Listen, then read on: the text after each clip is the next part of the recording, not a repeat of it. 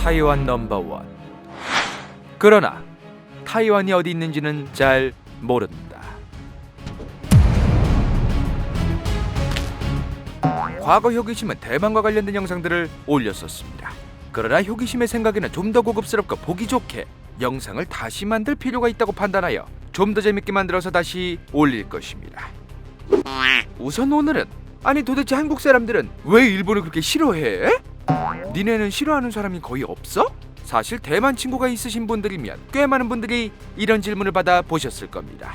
한국 사람들은 일본을 왜 그렇게 싫어하냐고 말이죠. 대한민국의 절반도 안 되는 크기의 섬나라라서 무시하는 사람들도 꽤 많은데, 현재 2018년 기준 총 GDP 21위로 꽤 큰 경제력을 가진 국가입니다. 게다가 시모노세키 조약으로 조선과 동시에 일본에 먹혀버린 곳도 바로 대만입니다. 한국은 현재까지 전반적으로 일본에 대해 호의적인 분위기는 아닌 듯합니다. 그런데 조선과 같은 침략의 과거를 가지고 있는데도 현재 일본에 대해서 대만의 나이가 많은 분들도, 그리고 젊은 사람들은 더더욱 호의적인 생각들을 일본에 대해 가지고 있습니다.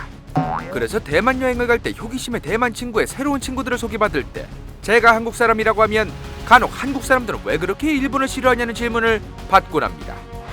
현재는 저렇게 화려한 대만, 과거 1600년대 초만 해도 저 대만이라는 섬에는 말레이시아 계열의 원주민들만 살고 있었습니다. 한국의 경우 1600년대면 조선이라는 국가에서 여러 가지 문명이 있을 때였는데, 대만 섬에서는 원주민들이 수렵 채집 농사를 지으면서 살아가고 있었습니다.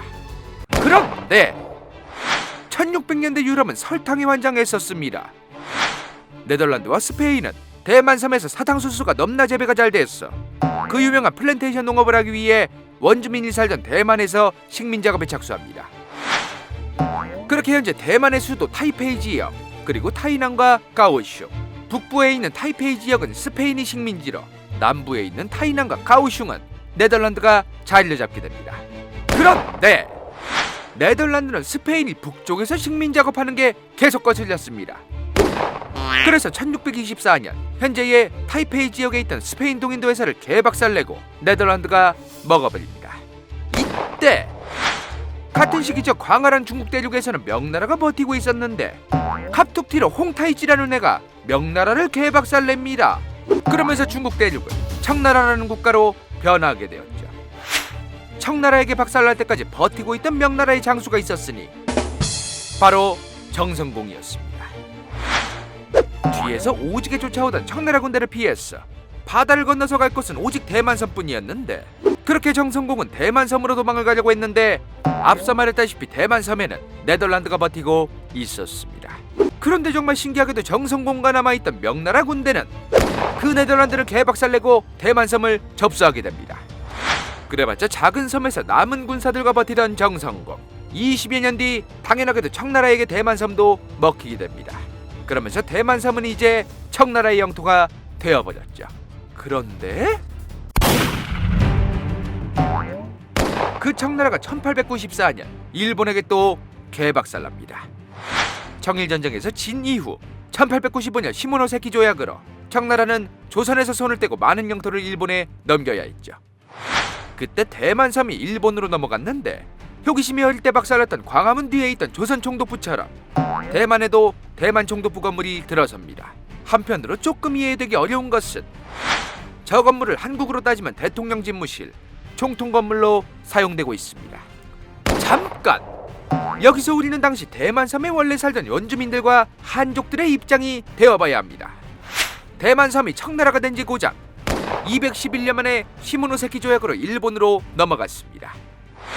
1600년대 명나라가 박살나고 청나라가 된 이후 청나라가 자기 스타일 아니라서 대만섬으로 이주한 한족들이 많았는데, 그렇다면 당시 대만섬에 살던 명나라의 후손들과 대만 원주민들은 일본으로 넘어갔을 때 어떤 생각을 하고 있었을까? 한국이 겪었다면 나라 잃은 심정으로 일본 오지게 짜증날 것도 같겠지만, 고려 474년 조선왕조 505년을 겪은 한반도의 역사와 달리 네덜란드에서 시모노세키 조약까지 오지게 많은 과정으로 갈아치워졌습니다. 그러니 저 대만섬에 살던 원주민들은 자신들의 정체성이 상당히 복잡한 것이, 네덜란드 스페인 사람들이 부려먹던 사람들이었다가 명나라 정성공이 부려먹다가 청나라가 갑자기 먹더니 또 일본이 먹게 되었으니 자신들이 어느 나라에 속해 있다는 소속감이 거의 없던 겁니다.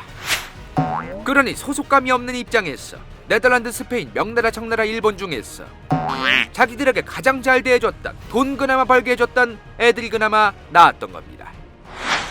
그 덕분인지 몰라도 조선 총독부가 적자를 면하기 어려웠던 것과 달리 대만 총독부는 어마무시한 흑자를 기록하고 있었습니다. 그런데 1945년 2대 얻어맞고 항복한 일본. 이제 일본은 청나라로부터 받은 대만섬을 다시 돌려줘야 했는데 중국 대륙에는 저 2명이 있었습니다.